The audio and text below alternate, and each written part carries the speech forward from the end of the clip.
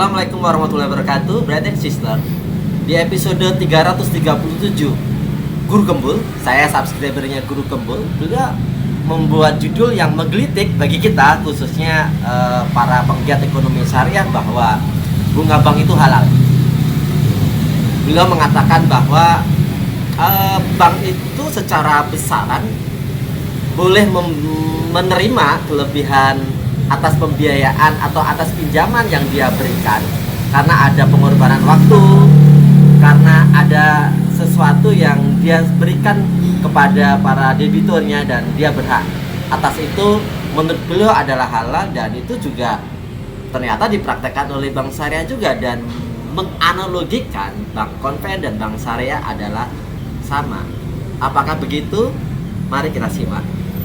Di episode tersebut, Guru Gembul sebenarnya menceritakan konsep time value of money, bahwa ada pengorbanan waktu, yang waktu itu saat ini scarcity, langka, maka sebuah bank berhak untuk memperoleh kelebihan atas setiap pinjaman yang dia berikan kepada debitur, dan itu menurut beliau adalah sah-sah saja karena ada pengorbanan waktu. Yang kedua, karena ada inflasi, ada penurunan mata uang, nilai mata uang kita di masa yang akan datang, sehingga diperbolehkan adanya konsekuensi bank memberikan bunga. Atas pendapat tersebut, beliau mengatakan bunga bank itu halal. Nah, pemikiran seperti ini, saya mungkin ingin sekali berdiskusi dengan Guru Gembul, dan ternyata memang saya subscriber Guru Gembul dan saya mendengarkan banyak episode beliau. Saya dalam beberapa kasus pemikiran yang lain saya sangat agree, setuju dengan pemikiran beliau.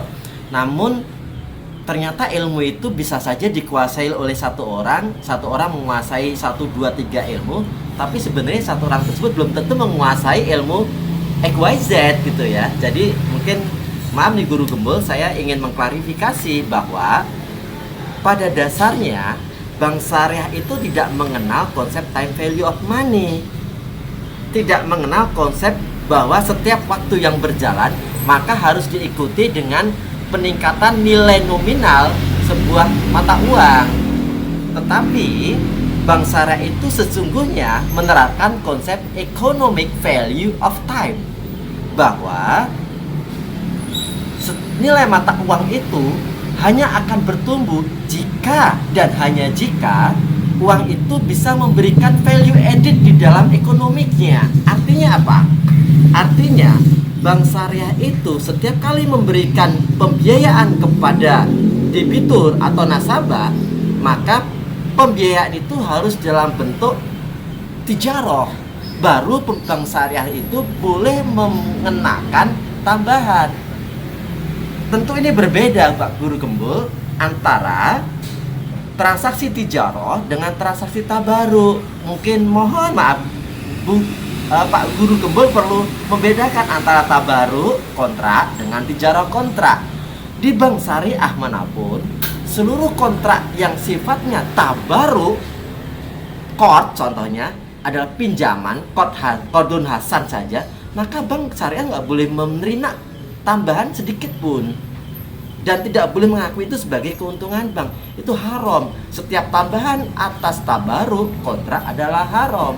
Karena apa? Karena tabaruk kontrak itu tidak bisa membuat economic value of time.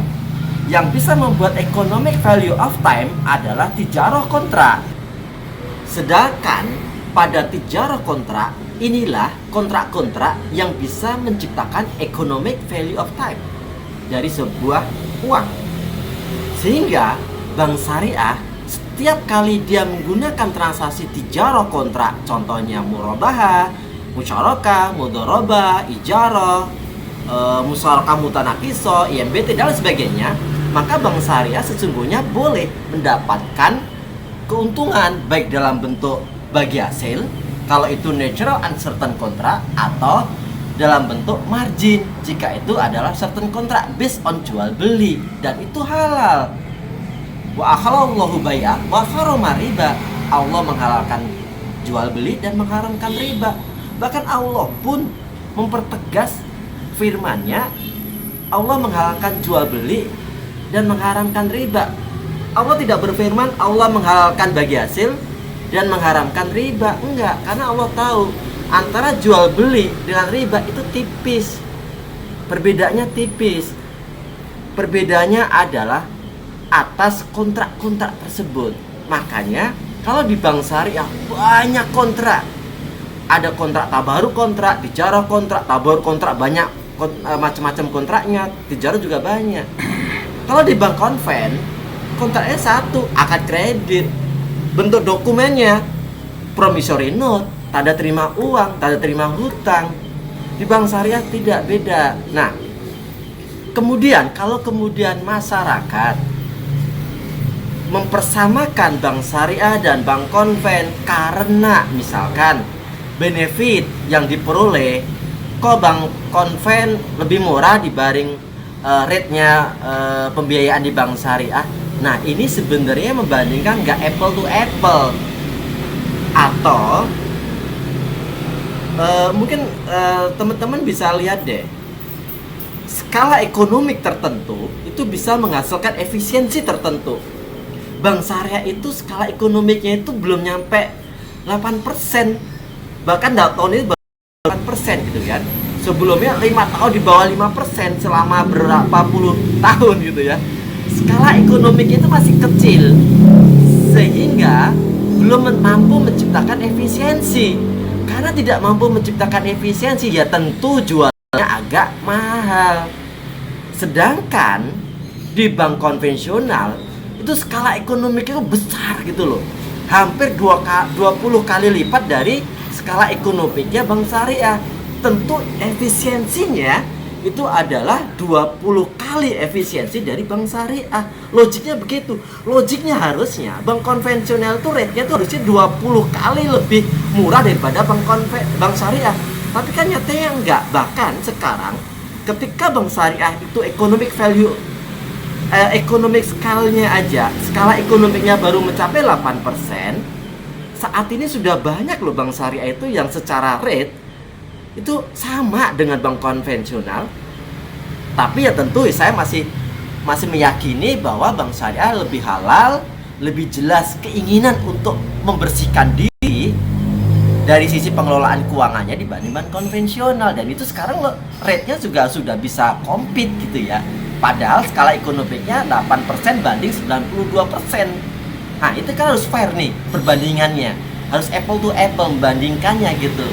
Jadi punten nih Pak Guru Gumbel, kami mungkin saya juga bertindak sebagai ketua umum Korps Alumni Forum Silaturahmi Studi Ekonomi Islam, ingin sekali mengklarifikasi pernyataan dari Pak Guru Gembul di beberapa episode ya, yang mungkin perlu deh kita perlu berdiskusi ini, karena saya juga subscribe Guru Gembul nih mengenai atas kritik atas sistem ekonomi syariah, bunga bank itu halal, jangan tertipu dengan bank syariah. Ya sebenarnya kami ini Pak Guru Gembul, kita itu sudah ingin sekali melakukan perbaikan dalam diri kita ya, dalam ibadah kita, dalam muamalah kita, dan bermasyarakat kita. Salah satunya adalah kita ingin melakukan perbaikan bagaimana cara kita memperoleh harta itu lebih halal dan menggunakan harta itu dengan halal lagi. Maka kita perlu menciptakan sistem ekonomi syariah,